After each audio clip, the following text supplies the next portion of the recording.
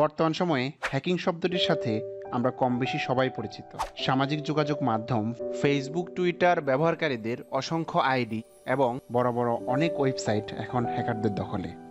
সবাই চায় তাদের ফেসবুক সহ সামাজিক যোগাযোগ আইডিগুলো যেন নিরাপদ থাকে হ্যাকারদের থেকে। এর জন্য আমাদের যে বিষয়টির প্রতি সব থেকে বেশি খেয়াল রাখতে হবে তা হচ্ছে থার্ড পার্টি অ্যাপ থেকে যতটা সম্ভব দূরে থাকা। হ্যালো ফ্রেন্ডস, আমি Shahadat Hossain from take বিশারদ channel.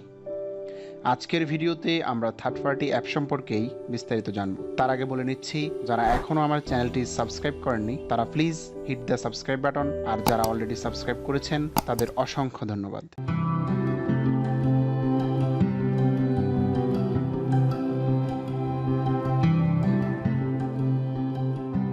শুরুতেই জানবো থার্ড পার্টি অ্যাপ আসলে কোনগুলো। থার্ড পার্টি বা তৃতীয় পক্ষের অ্যাপ হলো এমন সফটওয়্যার অ্যাপ্লিকেশন যা একটি মোবাইল ডিভাইস কিংবা অন্য কোনো ডিভাইসের অপারেটিং সিস্টেমের প্রস্তুতকারক ব্যতীত অন্য কারো দ্বারা তৈরি। ফর এক্সাম্পল, অ্যান্ড্রয়েড মোবাইল ডিভাইসের অপারেটিং সিস্টেম হচ্ছে অ্যান্ড্রয়েড আর এর অথরিটি হচ্ছে গুগল। একটি নতুন মোবাইল ফোনে যে সকল ডিফল্ট সফটওয়্যার থাকে তার সবটাই গুগল অথরাইজড। এগুলোকে ফার্স্ট পার্টি অ্যাপ কিংবা নেটিভ অ্যাপও বলা হয়। আর পরবর্তীতে আমরা বিভিন্ন প্রয়োজনে গুগল অথরাইজড না এমন যে সকল অ্যাপ্লিকেশন ইনস্টল করি সেগুলোই third party application. Default app ছাড়াও গুগল প্লে স্টোরে যে সকল অ্যাপ্লিকেশনের নিচে এমন গুগল এলএলসি লেখা দেখতে পাবেন সেগুলোও গুগল অথরাইজড বা গুগলের native app. Apple app store এবং গুগল প্লে স্টোর সব থেকে বড় দুটি অফিসিয়াল অ্যাপ স্টোর। এখানে নেটিভ অ্যাপের পাশাপাশি লক্ষ লক্ষ থার্ড পার্টি অ্যাপও রয়েছে। বাট এই সকল থার্ড পার্টি অ্যাপ সাধারণত কঠোর ডেভেলপমেন্ট ক্রাইটেরিয়া ফলো করে।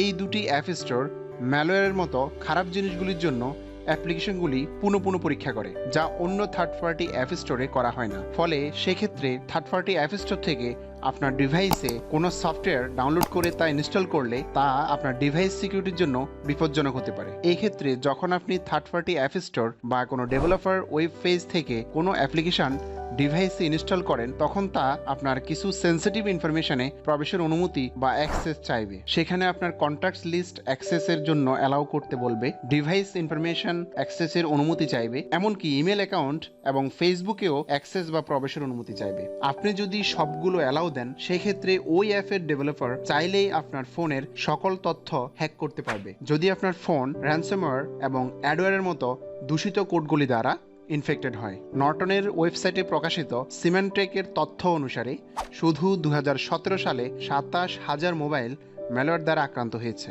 যা 2016 সালের তুলনায় শতকরা 54% বৃদ্ধি পেয়েছে, আর যার জন্য পুরোপুরি দায়ী থার্ড পার্টি অ্যাপ্লিকেশন। এবার চলুন দেখি বর্তমান সময় পর্যন্ত এটি কতটা বিস্তৃতি লাভ করেছে।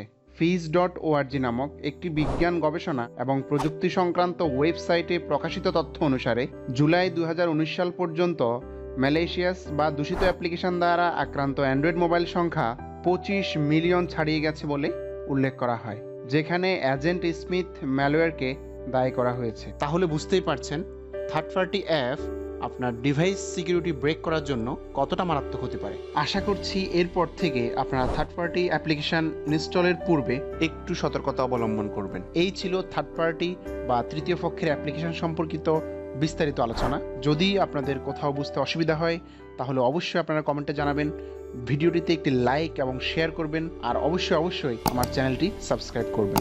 আজ এ পর্যন্ত, দেখা হবে পরবর্তী কোনো ভিডিওতে। সে পর্যন্ত ভালো থাকবেন, সুস্থ থাকবেন। আল্লাহ হাফেজ।